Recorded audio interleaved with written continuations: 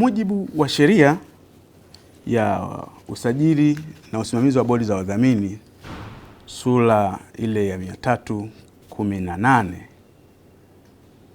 kile kifungu cha 15 kina mambo mengi. Pale ninapokuwa mimi nimepokea malalamiko kuhusu ubadhilifu kwenye bodi fulani ya wadhamini, kile kifungu kinaniruhusu mimi kama mkabizi wa C kwanza kuwaita wale wajumbe wa bodi ya wadhamini, kukaa nao na kuwaeleza yale malalamiko ambayo nimepokea. Lakini kakuta yale malalamiko ni makubwa, sheria inaniruhusu kuunda kamati ya uchunguzi dhidi ya zile tuhuma. Kwa hiyo hiki kilichofanyika kiko kwa mujibu wa sheria.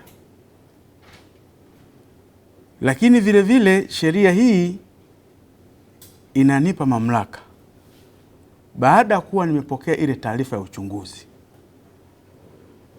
na nikabaini kwamba kuna zile tuhuma ambazo niletewa zina ukweli kwa kiasi fulani, sheria inanielekeza ile taarifa niwasilishe kwenye vyombo vya uchunguzi. Kama ambavyo CAG amesema wakati akiwasilisha taarifa yake, kuna baadhi ya maeneo alishindwa kuyafikia na kuna baadhi ya nyaraka alishindwa kuzipata kwa sababu sheria yake haimlazimishi mtu yule atoe hizo nyaraka. Sasa ina maana bado kuna eneo ambalo limebaki halijafanyiwa kazi. Ndipo hapo mimi kama mkabizi wa C kwa mujibu wa sheria hii ya usajili na usimamizi wa bodi za wadhamini kifungu kile cha 15 nitalazimika kuipeleka hii taarifa kwenye vyombo vya uchunguzi ili yale maeneo ambayo CAG alishindwa kuyafanyia kazi yaweze kufanyiwa kazi. Mimi kwa mujibu wa sheria nasajili hizi bodi za wadhamini, ambao wale wajumbe wa bodi za wadhamini wana jukumu la kusimamia zile mali kwa niaba ya waumini au wanufaika. Hawatakiwi kuzifuja, hawatakiwi kujinufaisha wenyewe na zile mali, wanatakiwa wazisimamie kwa manufaa ya waumini au wanufaika ili wanufaika waweze kunufaika nazo. Sasa inapofika mahala wale wanaosimamia zile mali kwa niaba ya waumini wanazifuja, ile tena pale sio swala la kiimani au la kiroho, ule ni uhalifu. Hatuwezi tukaunganisha masuala ya mali na masuala ya kiroho. Kwa hiyo nimepokea taarifa, lakini kiujumla wake nimeona kuna maeneo yatakayo nipelekea mimi hii taarifa nipeleke kwenye vyombo vya uchunguzi. Naomba hili liwe wazi. Na nitaomba tutoe ushirikiano,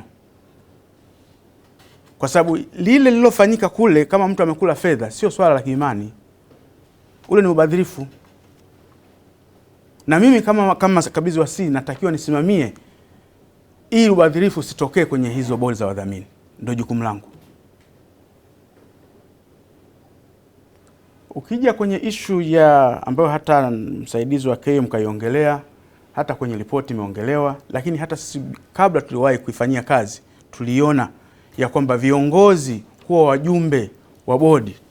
Nakumbuka mliokuwepo hapa tulishawaambia na barua tulishawaandikia kwamba ninyi viongozi msiwe wajumbe wa bodi ya wadhamini. Ikabidi sasa niwaondoe, lakini kwa wakati ule kwa sababu nilikuwa sijapata watu sahihi nikawarudisha wale, lakini kawaita wajumbe wa bodi ya wadhamini wa muda. Mmoja wapo yupo hapa. Uongo bwana. Lakini kwa sababu na sheria inavyonielekeza. Ninapokuwa nimepokea kwa mfano taarifa hii, nikaona kuna viashiria vya ubadhirifu, sheria inaniruhusu kususpend ile bodi iliyopo.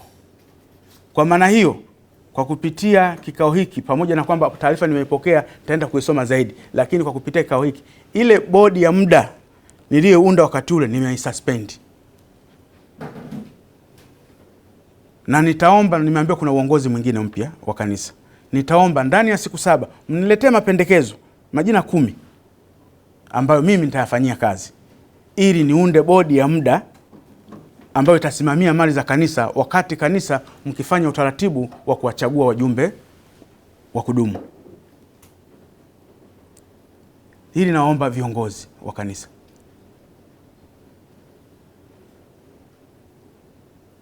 Ina maana ile bodi ile iliyokuwepo mwanzo tumesuspend, ili tupate bodi ya muda kidogo isimamie haya, kwa sababu kama tumeona kwamba kuna mali zingine ni za kanisa lakini ziko kwenye majina ya watu binafsi,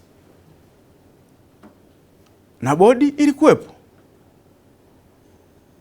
Sitaki kuingia sana, lakini unaweza kuona kwamba kuna mahala ambapo wanaonyesha kwamba kuna fedha zilikuwa zinatoka bila idhini, sijui kuna tenda zilikuwa zinatolewa bila utaratibu, yani mambo mengi, lakini yale mambo yote ni ya bodi ya wadhamini.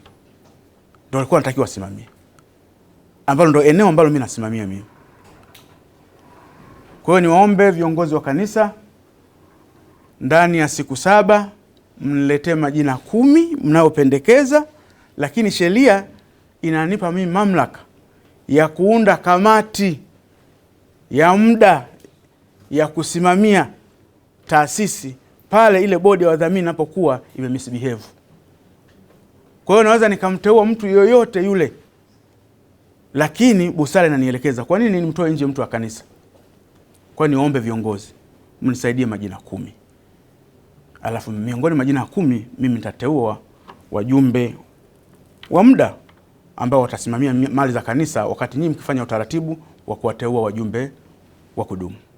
Ni kwamba malalamiko yaliyowasilishwa kwenye ofisi yangu June 2020, ambayo yalirasimishwa rasmi sasa kwa barua mwezi August 2020, yalikuwa yanahusu mambo makuu mawili. Upande mmoja ulikuwa unahusu fedha na mali, na upande wa pili ulikuwa unahusu mapungufu yaliyopo kwenye katiba. Kwa ninavyokumbuka, lile andiko la maeneo ya mapungufu lilipoletwa, tuliwasilisha kwenye kanisa, kwenye union zote mbili. Kwa hiyo kama hamkupata nakala zile documents, tafadhali naomba tuwasiliane ili tuweze kuwapatia. Lakini kwa ufupi, ni kweli kunahitajika maboresho na marekebisho kwenye katiba ya kanisa la Waadventista wa Sabato Tanzania, kwa sababu muundo wa kanisa jinsi ulivyo unaleta athari ya ufanisi wa utendaji kazi hata kwenye bodi ya wadhamini. Kanisa la SDA limesajiliwa, lina usajili mmoja, lakini ndani yake kuna union 2, lakini kila union ina mamlaka kamili na inajitegemea, na hakuna union moja inayoweza kumsimamia au hata kumuuliza lolote union nyingine. There is a Chinese wall there.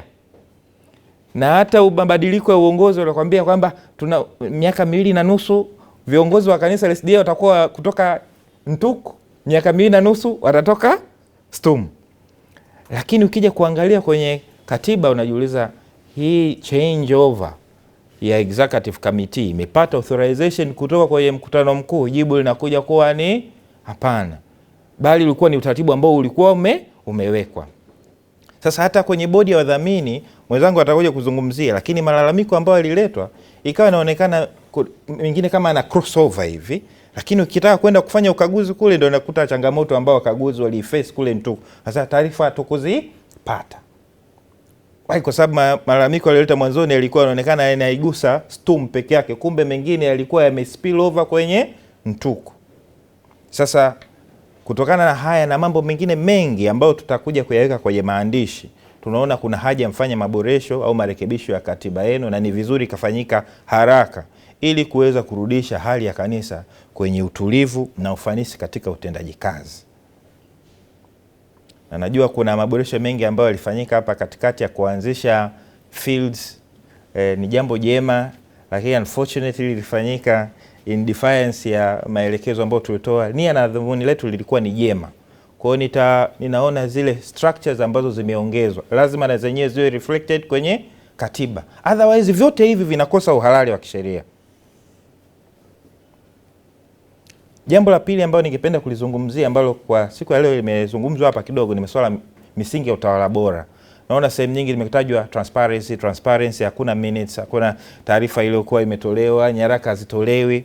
Sasa kwa kweli kama mimi na mwenzangu tungekuwa tunatekeleza sheria kama ambavyo inatutaka, nadhani leo tungekuwa tunazungumza mambo mengine, lakini sheria ya jumuiya imeweka masharti makali kwenye kifungu cha 18 kwamba kuto kuzingatia misingi ya utawala bora ni jambo ambalo linaweza likapelekea usajili wa jumuiya ya kiraia kufutwa. Lakini tukasema hatuwezi kufanya hivyo. Hawa ni viongozi wetu na sisi tuko hapa kuwasaidia ninyi. Kwa hiyo ndio maana unaona tukawa lenient kujaribu kufanya engagement. Kwa hiyo ni muhimu as we move forward, kama ambavyo mwakilishi wa KM amesema, ripoti hii inatukumbusha zile 4R za Mheshimiwa Rais, rebuilding.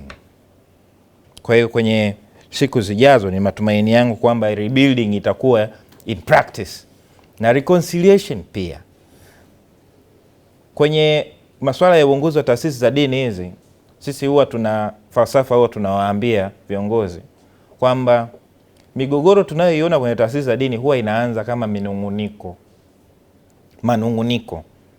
Kwa manunguniko yasipofanywa kazi kwa wakati yanazaa malalamiko. Malalamiko yasipofanywa kazi kwa wakati yanazaa migogoro. Migogoro husababisha mipasuko, migawanyiko na uvunjifu wa amani. Sasa hapo vyombo vya serikali vitakavyoingia kati havitakuwa mimi na huyu bwana, vitakuwa ni vyombo vingine tofauti. Kwa hiyo ni vema hilo nalo likazingatiwa.